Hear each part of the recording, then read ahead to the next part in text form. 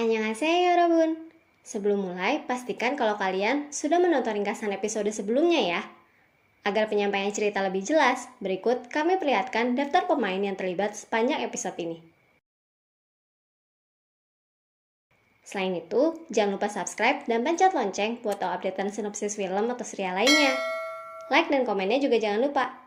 Yuk, tanpa lama-lama, kita mulai. Sijak! Pertemuan Logan dengan Aegyo ini diketahui oleh Dante. Untungnya, sebelum Dante tambah curiga, Suryon sudah kembali menghubunginya sebagai Aegyo. Ia pura-pura tidak mengenali Logan dan menganggapnya sebagai ancaman.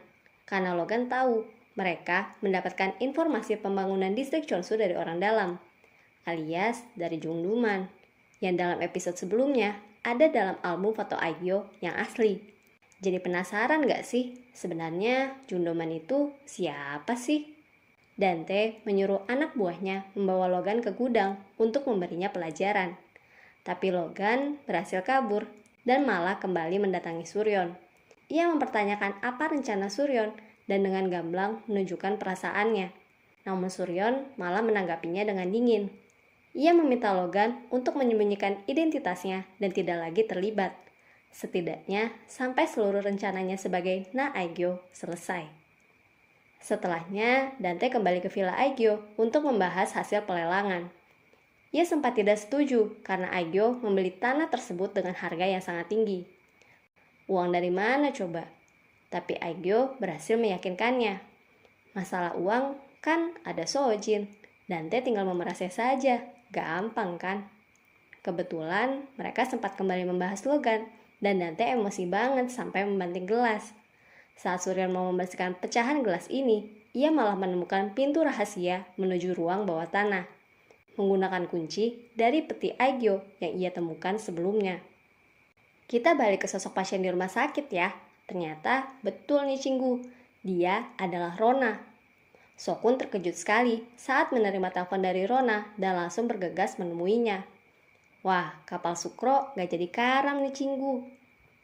Dalam perbincangan keduanya, Rona berkata jujur bahwa orang yang menyerangnya di malam festival adalah Dante.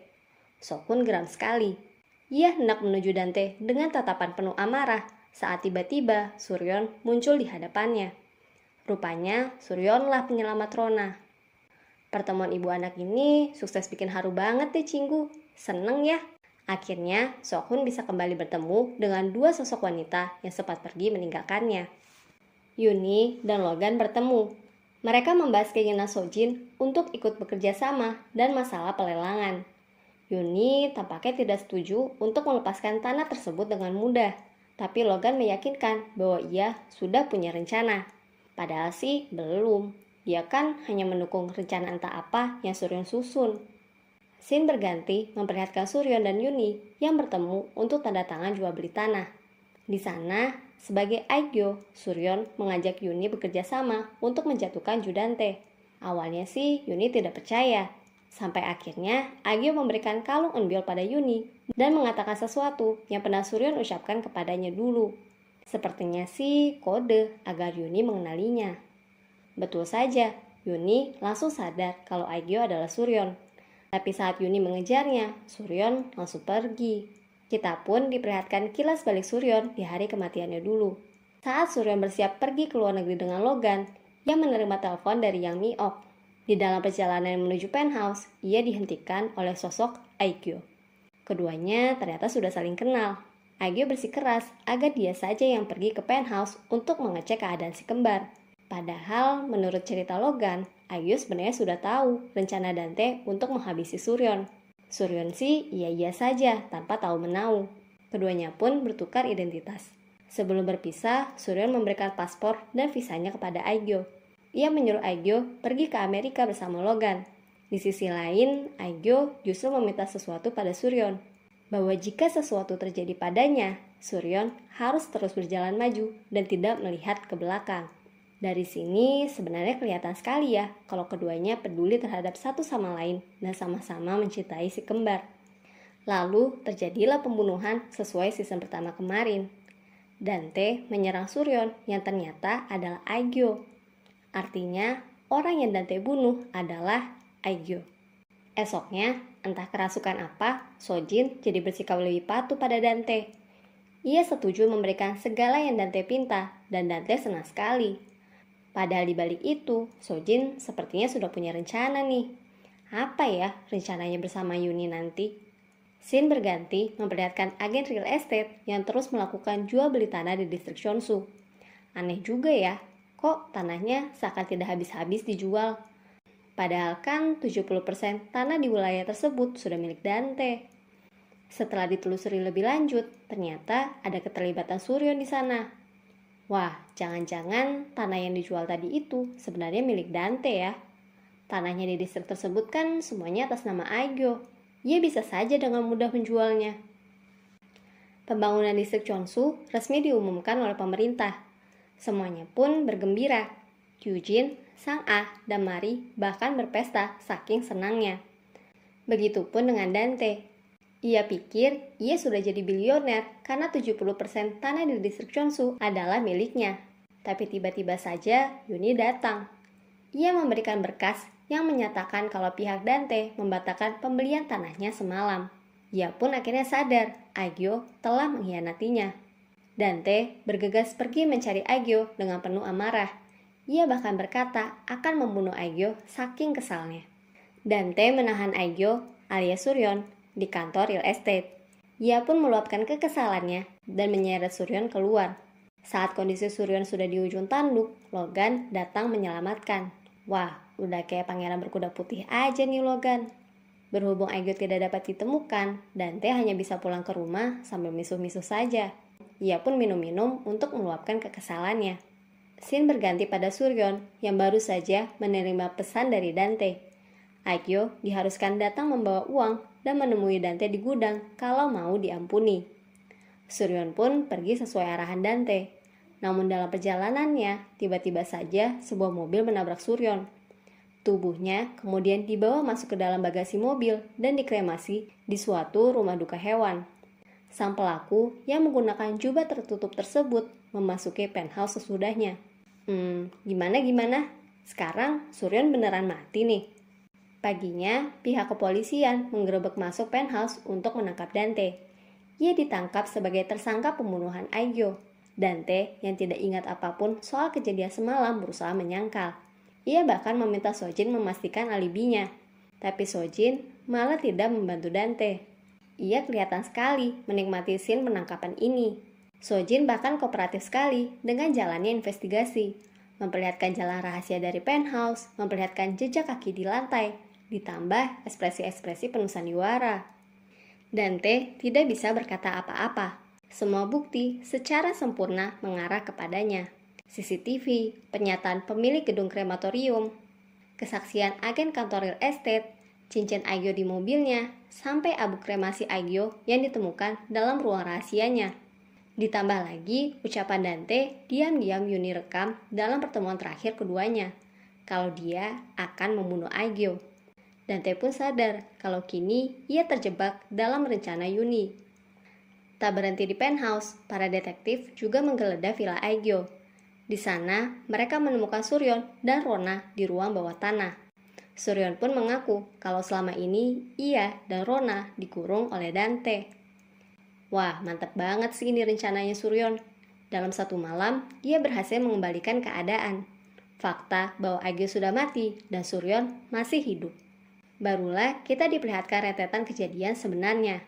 Yuni ternyata meminta Sojin bekerja sama dengan imbalan mendapatkan kembali kalung Enbyul. Sojin menaruh obat tidur di minuman Dante hingga Dante tidak sadarkan diri. Setelahnya, ia mengirimi pesan pada Aegyo dari handphone Dante.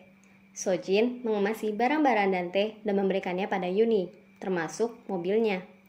Semua barang itu kemudian berpindah tangan pada Logan, dan ternyata Logan adalah sosok berjubah hitam yang menabrak Aegyo.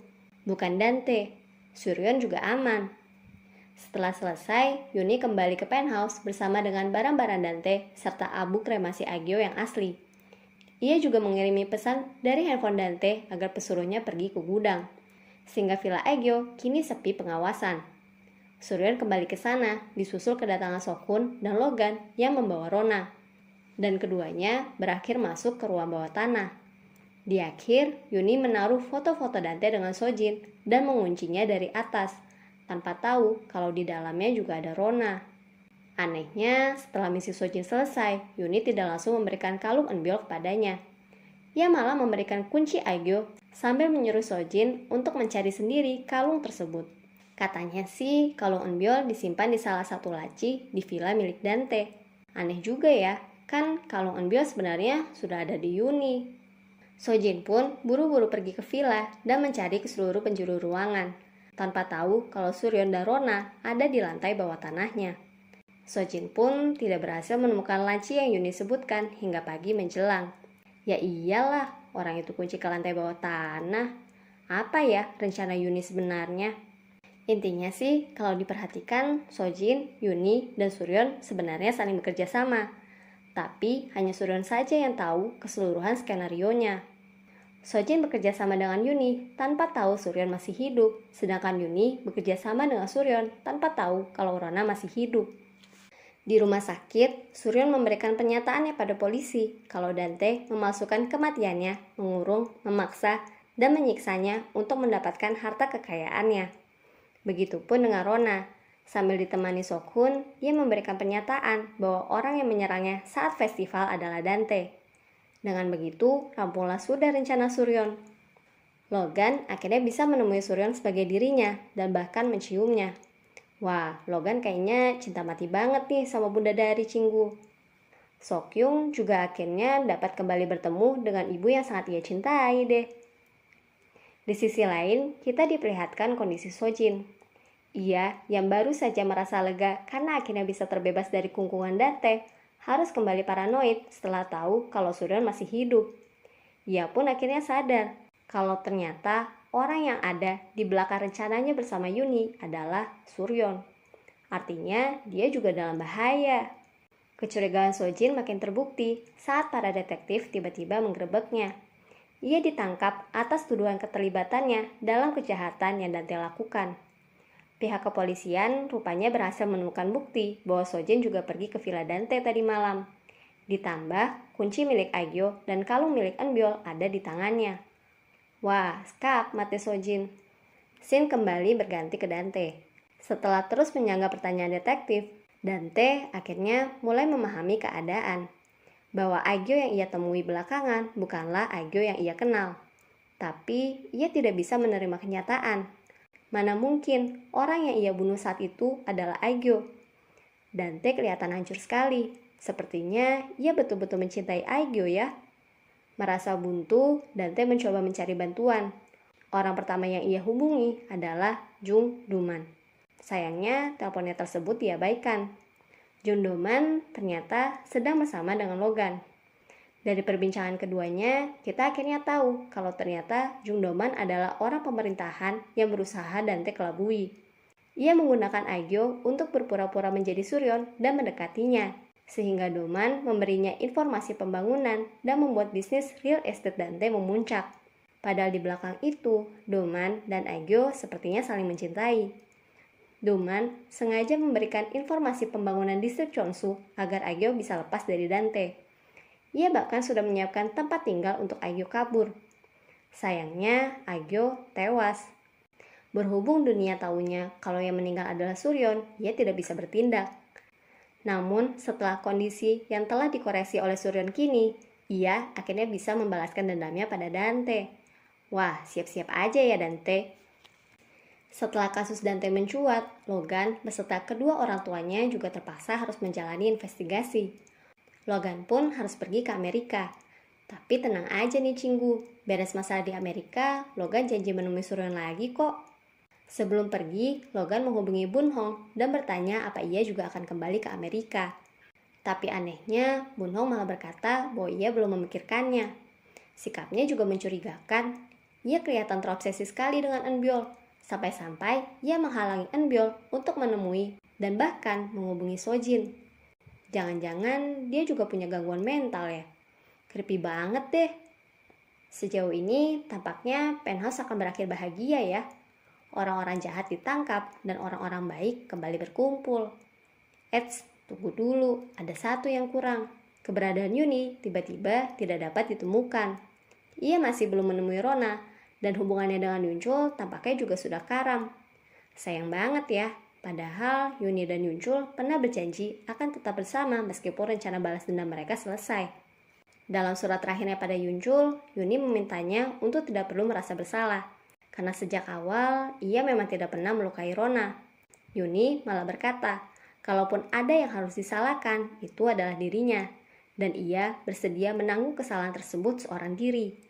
Yuni juga meninggalkan secari surat untuk Suryon, yang memohon pengampunan sambil berkata bahwa ia akan menerima hukumannya. Scene berganti memperlihatkan Yuni yang tengah berdiri di atas jembatan, sambil menangis dan berkata, "Selamat tinggal." Apa artinya Yuni bunuh diri? Saksikan ringkasan episode terakhir Penthouse season ini ya. Annyeong!